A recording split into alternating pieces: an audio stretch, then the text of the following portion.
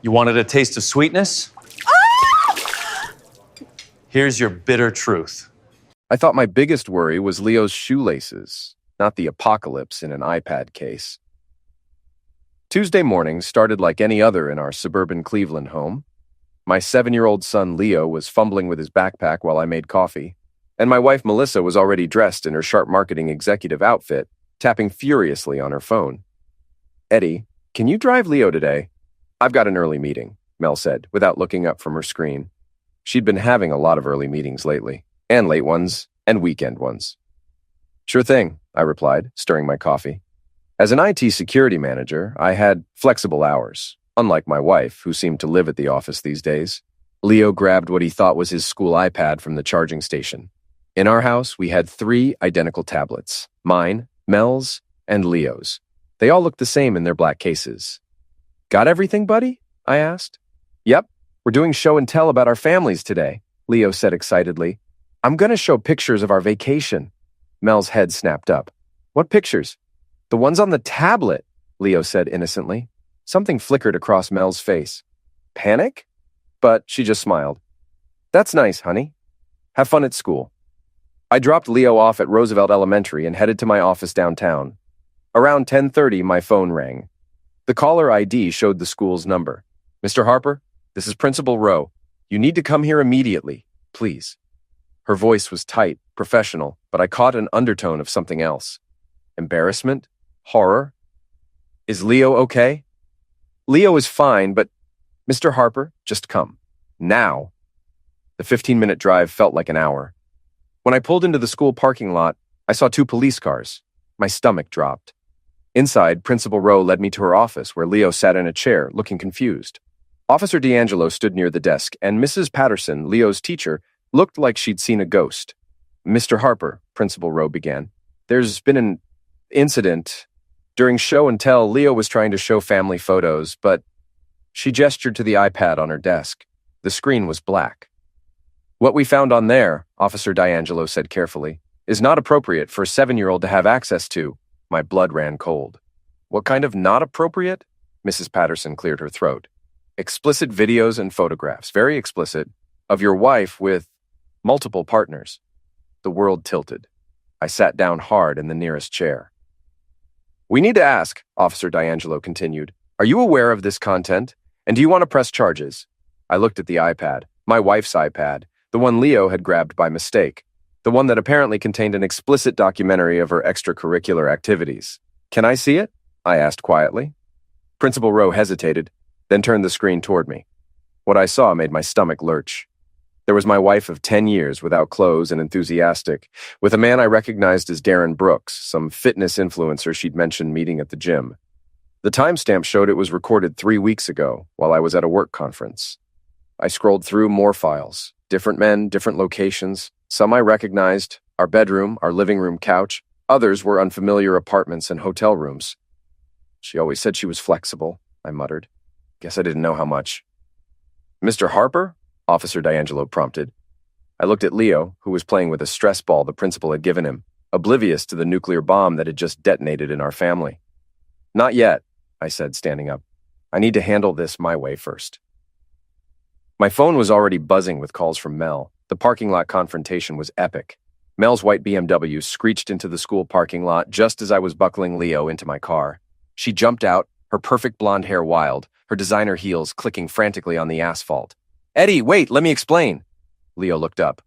"Hi, Mommy, why do you look scared?" "I'm not scared, baby. Daddy and I just need to talk." I finished securing Leo's seatbelt and closed his door, then turned to face my wife. She was breathing hard, her makeup slightly smudged. "Explain what, exactly?" I kept my voice level. "Explain how our son accidentally showed his class a highlight reel of your amateur adult videos. It's not what you think, really. Because what I think is that you've been screwing half of Cleveland while I'm at work, documenting it like some kind of perverted scrapbook and storing it on a device our 7-year-old had access to." Mel glanced around nervously. A few other parents were watching from their cars. "Keep your voice down," she hissed. It was a phase. I was confused, stressed with work." "Oh, you were stressed?" I laughed, and it came out harsh and bitter. "Well, that changes everything. I'm sure the school board will totally understand when they review the footage. Don't worry about little Leo showing explicit content to his second-grade class. Mommy was just having a stressful quarter at work. Eddie, please, I'll delete everything. We can get counseling. I'll quit my job, whatever you want. What I want, I said, stepping closer, is for you to explain to me how a woman who claims to love her family ends up starring in her own personal stash of explicit videos. What I want is for you to tell me how long you've been lying to my face. What I want is to understand how you could risk our son seeing that garbage. Tears started running down her cheeks. I never meant for Leo to see it. I thought it was his tablet. That's your concern? That you mixed up the tablets? My voice was rising despite my best efforts. Not that you were cheating on your husband with multiple men. Not that you were filming it like some kind of trophy collection. 2 more cars pulled up. Mel's friends Jenna and Tara. Great. The cavalry had arrived. Jenna, a bottle blonde with too much Botox, marched over. Eddie, you need to calm down. People make mistakes. Mistakes? I stared at her. A mistake is forgetting to pick up milk. A mistake is missing an anniversary. This is a deliberate pattern of betrayal and humiliation. Tara, always the enabler, put her arm around Mel. You don't understand the pressure women are under these days. Mel was just exploring her desires. In our marital bed? While her husband was traveling for work? While her child was in the house? I shook my head. You know what? This conversation is over. I started toward my car, but Jenna grabbed my arm. Where's the tablet? I looked down at her manicured fingers on my sleeve. Excuse me? The tablet. We need to make sure this doesn't go any further. For Leo's sake. For Leo's sake. I gently removed her hand. Leo's sake would have been Mel thinking about consequences before she started her documentary project. I got in my car and drove away, leaving the 3 of them standing in the parking lot like a rejected reality TV show cast. My phone buzzed with a text from an unknown number. Back off, or I'll bury you. D. Darren Brooks, I presumed. The star of several of my wife's home movies. Another text, this one from Principal Rowe. Emergency school board meeting tomorrow at 7 p.m. Your attendance requested. Perfect. A public forum for this disaster. I looked in the rearview mirror at Leo, who was quietly playing a game on his phone, unaware that his family had just imploded. Time to take control of this situation. The school board meeting was where everything went sideways. By Wednesday evening, the story had leaked. Someone on the school staff, probably Mrs. Patterson, who couldn't keep her mouth shut about anything, had tipped off Cleveland Coffee, the local gossip blog that thrived on suburban scandals. The Roosevelt Elementary cafeteria was packed. Parents, school board members, local reporters, and what looked like half the neighborhood had shown up for the show. I sat in the front row wearing my best suit. Mel sat 3 rows behind me with Jenna and Tara flanking her like bodyguards. I could feel her eyes boring into the back of my head. Principal Rowe called the meeting to order. We're here to discuss the incident that occurred during show and tell yesterday morning. Board member Janet Walsh, a stern woman in her 60s, leaned forward.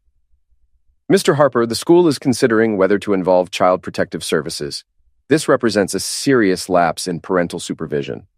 Before I could respond, Mel stood up. I'd like to address the board. She walked to the front of the room, her chin raised defiantly. She'd chosen her outfit carefully conservative navy dress, minimal makeup, hair pulled back, the picture of a repentant suburban mom. I want to apologize to everyone, she began, her voice trembling slightly. What happened was a terrible accident. My husband and I are going through some marital difficulties, and I made some poor choices. But I love my son, and I would never intentionally expose him to inappropriate content. Murmurs rippled through the crowd.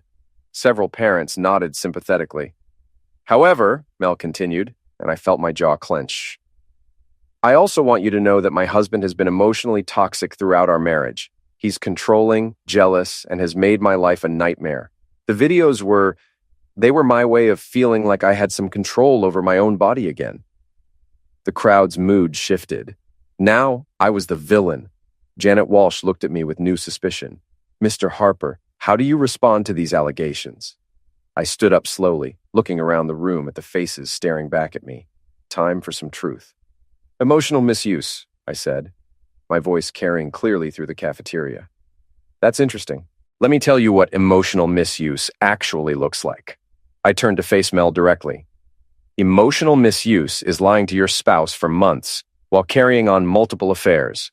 Emotional misuse is using marital funds to pay for hotel rooms where you film explicit recordings with strangers. Emotional misuse is storing that indecent footage on a device your child has access to.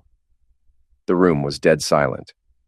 Emotional misuse, I continued, is standing in front of a room full of parents and trying to gaslight your way out of consequences by playing the victim card. I pulled out my phone and held it up. I spent last night going through my wife's digital footprint, bank statements, credit card records, phone logs. Would you like to know what I found? Mel's face went white. 17 different hotel charges over the past 6 months, all on days when she claimed to be working late. Phone records showing hundreds of calls and texts to numbers I don't recognize, and my personal favorite, a Google Drive account with over 3 hours of video content featuring my wife and various men. The crowd erupted. Parents were shouting questions, reporters were scribbling notes, and board members were frantically trying to restore order.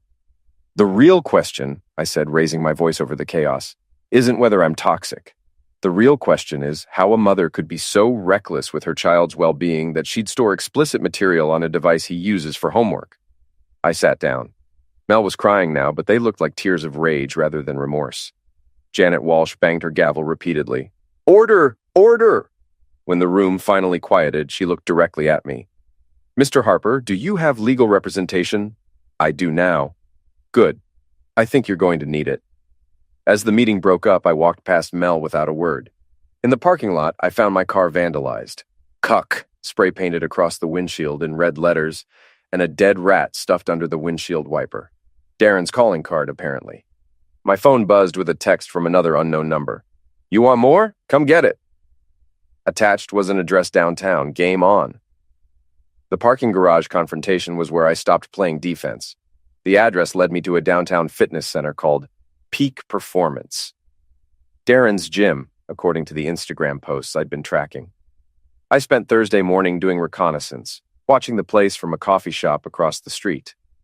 Darren showed up at noon in his ridiculous lifted Jeep Wrangler, all chrome and attitude. He was exactly what I'd expected. 6'2", spray-tanned, wearing a tank top that showed off his sleeve tattoos. The kind of guy who took selfies between sets and called women babe unironically. I waited until evening, then made my move. First, I printed 500 flyers at a 24-hour copy center. Each one featured a screenshot from one of Mel's videos, carefully censored but unmistakably Darren, with the caption, Ask Darren Brooks about his amateur film career, and now showing at Roosevelt Elementary. I slipped into the gym during the busy evening rush and spent 20 minutes distributing flyers in lockers, on bulletin boards, and tucked under car windshields in the parking lot. Then I waited.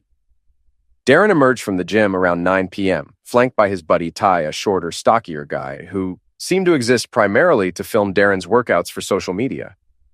You've got to be kidding me, Darren said, staring at the flyer on his windshield. That's when I stepped out from behind a concrete pillar. Evening, Darren. Nice night for a chat. He spun around and I got my first close look at the man who'd been sleeping with my wife. Up close, he was even more ridiculous. Perfectly styled hair, teeth too white to be natural, and the kind of artificial tan that suggested he spent more on grooming than most people spend on rent. You're the husband, he said, looking me up and down dismissively. Eddie, right? Mel told me all about you. I'll bet she did. Did she mention that our 7-year-old son accidentally showed your performance to his entire second-grade class? Ty snickered. Dude, that's messed up. Shut up, Ty, Darren snapped. Then to me, look, man, I'm sorry about the kid thing. That wasn't supposed to happen, but Mel and we have something real. She's leaving you anyway. Is she? Because last I checked, she was begging me not to divorce her. Darren's confident smile faltered slightly. She's just scared. Once the dust settles... The dust? I laughed. Darren, you have no idea how much dust there's going to be. I pulled out my keys and casually dragged them along the side of his precious Jeep, leaving a long, deep scratch in the paint. What the heck? Darren lunged at me, but I was already moving. I'm not faster, I called over my shoulder as I ran toward the stairwell, but I'm smarter, and I know where the cameras are. The chase through the parking garage was like something out of a movie, if movies featured out-of-shape IT managers being pursued by angry fitness influencers. Darren and Ty pounded after me up the concrete stairs, their voices echoing off the walls. When I catch you, you're dead, Darren shouted. Should I film this? Ty called out, breathing heavily. Just run, you idiot! I reached the fourth floor and ducked behind a parked SUV. My heart was hammering, and I was already winded. These guys worked out for a living. I worked at a desk, but I had advantages they didn't. I'd spent the afternoon studying the garage layout, and I knew things they didn't, like the fact that the security cameras had blind spots, and the fact that the exit on the north side led directly to a busy street where a scene would attract attention. And most importantly, the fact that Darren's Jeep was parked directly under a camera that would have recorded everything, including him chasing me after I deliberately provoked him by vandalizing his car. I made it to the north exit and slipped out onto the street, where I'd parked my own car 3 blocks away. Behind me, I could hear Darren and Ty arguing. Did you see which way he went? No, man, he just disappeared. This isn't over, Darren yelled into the night. I drove home feeling better than I had in days. For the first time since this nightmare started, I was the one making the moves. My phone buzzed with a notification. Darren had posted a video on Instagram, standing next to his scratched Jeep. Some people can't handle the truth, he said to the camera. When you're weak, you lash out. When you can't satisfy your woman, you blame the man who can. Eddie Harper, if you're watching this, you just made a big mistake. The video already had 50 likes and a dozen comments, mostly from gym bros offering to handle me for him. But I wasn't worried. I had bigger plans. When I got home, there was a package waiting on my doorstep. Inside was a USB drive and a handwritten note. You want the whole truth? It's worse than you think. A friend. I plugged the drive into my laptop. What I found made my blood run cold. More videos. But these weren't just affairs. They were recordings of Mel and her friends planning how to destroy me in the divorce, how to claim misuse, how to hide assets, how to make sure I'd never see Leo again. And in the background of one video, I could see Jenna's distinctive living room. Mel's best friend had been recording everything. Time for phase 2. The office confrontation was where Mel's world truly collapsed. Friday morning, I showed up at Mel's marketing firm during their monthly staff luncheon, a catered affair in the conference room where the entire team gathered to celebrate wins and network. I dressed carefully, my best suit, professional briefcase, confident smile. To anyone watching, I looked like a successful husband dropping by to surprise his wife. Mel's face went ashen when she saw me walk into the conference room. Eddie, what are you doing here?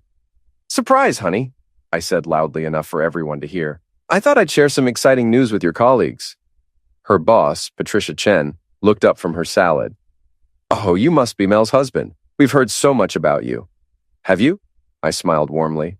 Well, I hope you'll find this interesting. I pulled out my laptop and connected it to the conference room's presentation screen.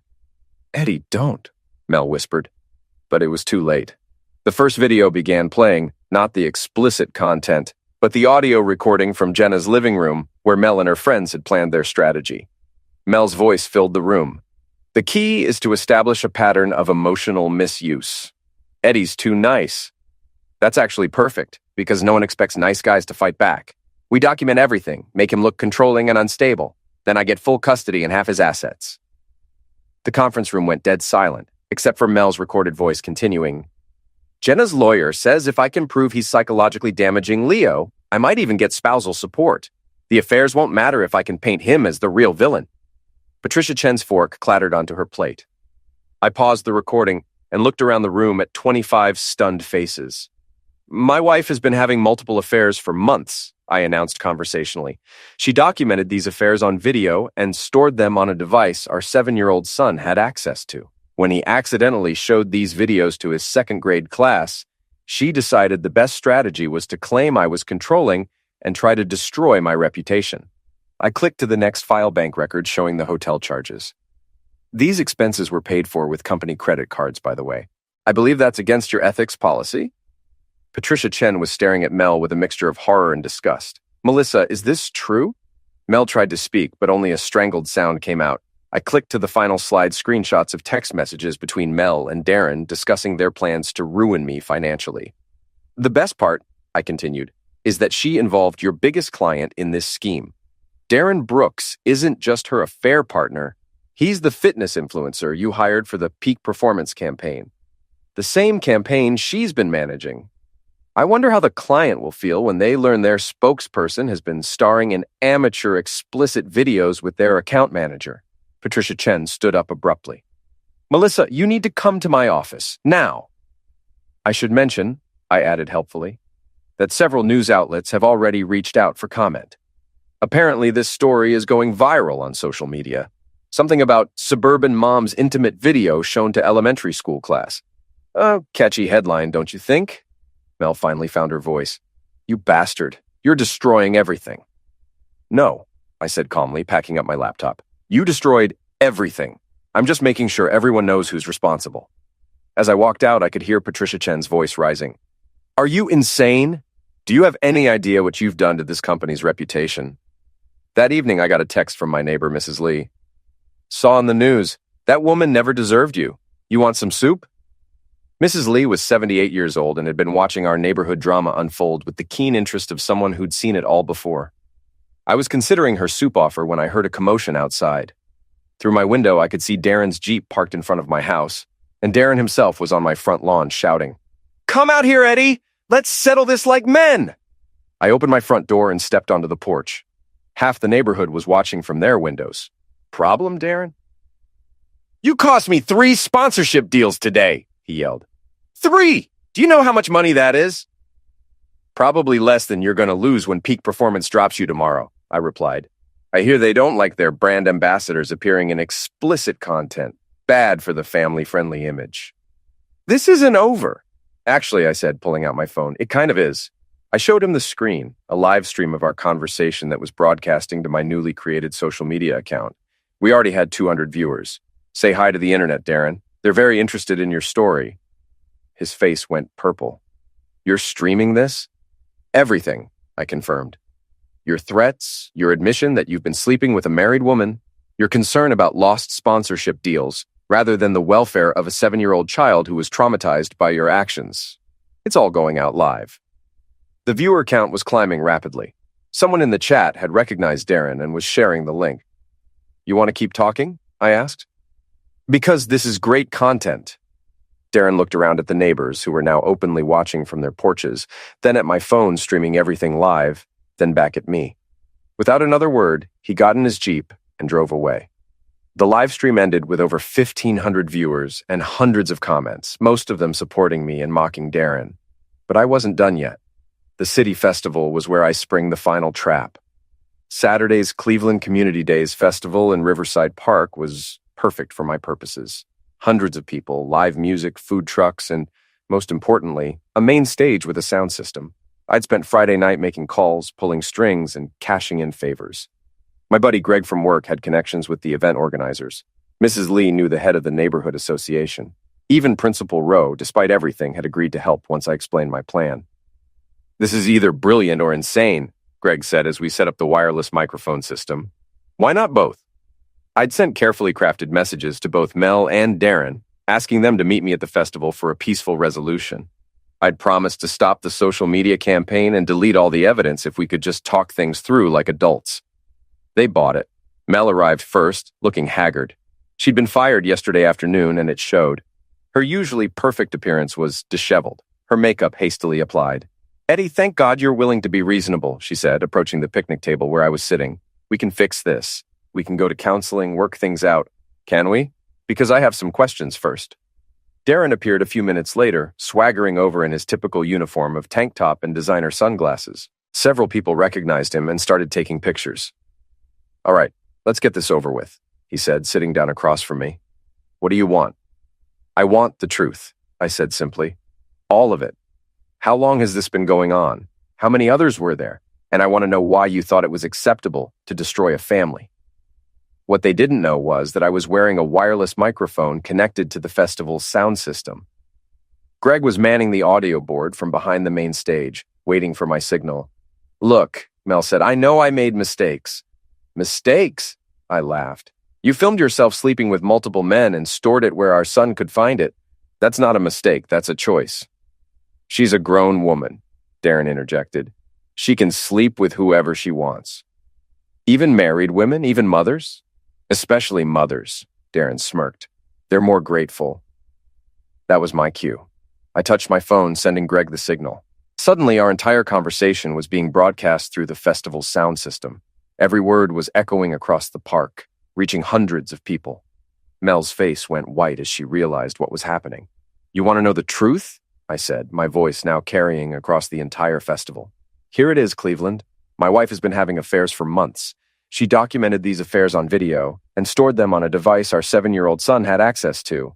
When he accidentally showed these videos to his second-grade class, she decided to claim I was toxic to avoid consequences." The crowd was gathering now, drawn by the commotion and the amplified voices. "Eddie, stop!" Mel pleaded, but her voice was also being broadcast. "And this," I continued, gesturing to Darren, "is Darren Brooks, fitness influencer and home wrecker. Darren, would you like to tell everyone what you just said about mothers being more grateful?" Darren tried to stand up, but the crowd had formed a circle around us. People were holding up phones, recording everything. "This is harassment!" he shouted. "No," I said calmly, "this is consequences." Someone in the crowd recognized the story from social media and shouted, "Hey, aren't you the guy whose kid showed explicit videos to his class?" The crowd's mood turned ugly. People started booing, shouting questions, demanding answers. "How could you do that to a child? You should be ashamed. What kind of mother are you?" Mel tried to run, but the crowd was too thick. She stumbled, her heel catching on the grass, and fell directly into the dunk tank that was set up for the children's games. The splash was spectacular. Darren tried to help her up, but he slipped on the wet grass and went down too, landing in the tank with a tremendous splash. The crowd erupted in laughter and applause. I stood up, removed the wireless microphone, and handed it to Greg. "Ladies and gentlemen," I announced, "the truth has been served. Thank you for your attention." As Mel and Darren climbed out of the dunk tank, soaking wet and humiliated, the crowd continued to boo and hiss. Someone started chanting, "Shame, shame, shame," and others picked it up. They fled the festival in their wet clothes, chased by the sound of hundreds of people expressing their disgust. I found Leo at the face painting booth with Mrs. Lee, who was grinning like she'd just won the lottery. "Did you have fun, buddy?" "Yeah, Mrs. Lee bought me cotton candy and we watched the puppet show. Why is everyone clapping?" "They're just happy," I said, picking him up. "Ready to go home? Can we get ice cream?" "Absolutely." As we walked to the car, my phone was buzzing with notifications. The festival incident was already trending on social media. #DunkTankJustice was climbing the charts. But I wasn't done yet. There was still one more move to make. The final confrontation happened on my own terms, in my own home, with the whole world watching. Sunday evening, I was putting Leo to bed when my security system alerted me to movement in my backyard. I checked the cameras from my phone and saw Darren jimmying the lock on my back door. Perfect. I'd been expecting this. Desperate people do desperate things, and Darren had lost everything. His sponsorships, his reputation, his social media following. He blamed me, and he wanted revenge. What he didn't know was that I'd upgraded my security system after the car vandalization incident. Every camera was now connected to a live stream that automatically activated when motion was detected. And I'd shared the link with my growing social media following. I quietly moved Leo to Mrs. Lee's house. She was expecting us, then returned to watch Darren's performance. He was trashing my living room, looking for something. Probably the original iPad or any other evidence I might have stored. He overturned furniture, emptied drawers, and spray-painted more obscenities on my walls. All of it was being broadcast live to over 3,000 viewers. The comments were brutal. "Call the cops! This guy is unhinged. Someone record this for evidence." After 20 minutes of destruction, Darren gave up and left. But I was ready for him. I followed him to his apartment complex downtown, where he was apparently having some kind of party to celebrate his newfound infamy. His buddies from the gym were there, along with several women who seemed impressed by his social media notoriety. I walked right up to his front door and knocked. Ty answered. "Oh crap, Darren, it's the husband." The party noise died down as I stepped inside. Darren was holding court in the center of the room, regaling his audience with his version of recent events. "The guy's obsessed with me," he was saying. "Can't handle the fact that his wife prefers a real man." "Interesting story," I interrupted. "But I think your guests might be more interested in seeing what you did to my house tonight."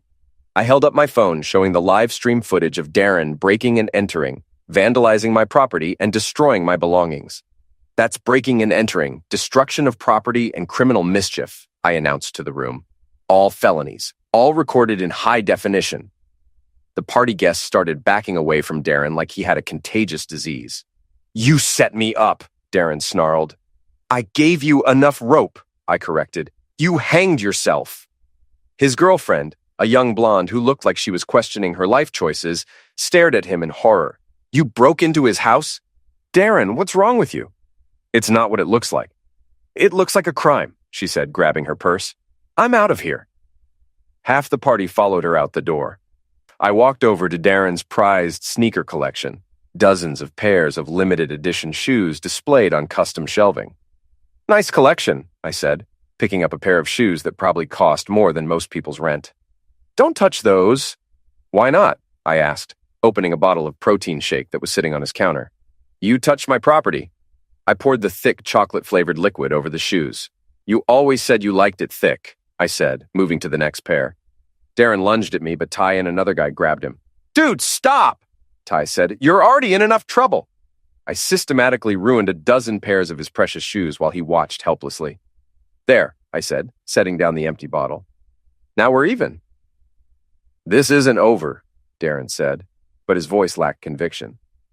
"Actually, it is," I replied. "You see, while you were busy committing felonies at my house, I was busy sending evidence to the police, to your landlord, to your remaining sponsors, and to your probation officer." His face went white. "What probation officer?" "The one you'll have after you're convicted of breaking and entering. Did you know that's a second-degree felony in Ohio? 2 to 8 years in prison?" I headed for the door, then turned back. "Oh, and Darren, stay away from my family. Next time you won't get off so easy." Outside, police sirens were wailing in the distance, getting closer. I drove home to find Detective Malik waiting in my driveway. "Mr. Harper, we got your complaint about the break-in. We'll need a statement." "Of course, I have video evidence. We figured you might." As we walked through my vandalized house, documenting the damage, my phone rang. It was Mel. "Eddie, please, we need to talk." "No, we don't. The police are looking for Darren. They think he broke into your house." "They don't think it. They know it. I have video." "This has gone too far. Leo doesn't deserve this." "You're right," I said. "Leo doesn't deserve any of this. He doesn't deserve a mother who cares more about her affairs than his well-being. He doesn't deserve to be traumatized because you couldn't keep your legs closed, and he doesn't deserve to be used as a pawn in your attempts to avoid consequences. I'm his mother. You're a stranger who happens to share his DNA. A mother would have protected him. A mother would have put his needs first. A mother wouldn't have stored explicit material where he could find it. Eddie, I'm filing for divorce tomorrow, full custody. You can see Leo on supervised visits once you complete a psychological evaluation and parenting classes. You can't do that. Watch me." I hung up and turned to Detective Malik. "How long before you arrest Darren?" "We're picking him up tonight. With the video evidence and the property damage, he's looking at serious charges." "Good." 3 hours later, I got Leo from Mrs. Lee's house and we went home. The living room was still trashed, but it didn't matter. We ordered pizza and ate it sitting on the kitchen floor while I told him we were going to redecorate. "Are you and Mommy getting divorced?" he asked quietly. "Yes, buddy. We are." "Is it because of the videos on the tablet?" I looked at my son, my brilliant, innocent, resilient son, and decided he deserved honesty. Mommy made some very bad choices that hurt our family. Sometimes when adults make bad choices, there are consequences. One of those consequences is that she can't live with us anymore. Will I still see her? Sometimes, but you'll always live with me. He nodded solemnly, then brightened. "Can we get a dog?" I laughed, the first genuine laugh I'd had in weeks. "Yeah, buddy, we can get a dog." My phone buzzed with a news alert. Local fitness influencer arrested for breaking and entering. The story included screenshots from my live stream and quotes from social media users calling for justice. Another notification showed that Mel's former employer had issued a statement distancing themselves from her actions and announcing new ethics policies. A third alert showed that Cleveland Coffee had published a follow-up story, Suburban Dad's Revenge, How One Father Fought Back Against Betrayal. I was trending again, but this time as the hero of my own story. Leo fell asleep on the couch while we watched cartoons. I carried him to his bed, then stood in his doorway watching him sleep peacefully. Tomorrow, I'd start the legal proceedings that would officially end my marriage and secure my son's future. Darren would be in jail, facing years in prison. Mel would be unemployed, friendless, and fighting for supervised visitation rights she'd probably lose. But tonight, Leo was safe, and we were home. I walked to the window and looked out at the quiet suburban street where this nightmare had begun just 1 week ago. Mrs. Lee's porch light was on, and I could see her silhouette in her kitchen window, probably making soup for tomorrow. My phone buzzed one last time. A text from an unknown number. You won. A friend. I smiled and deleted the message. Justice served.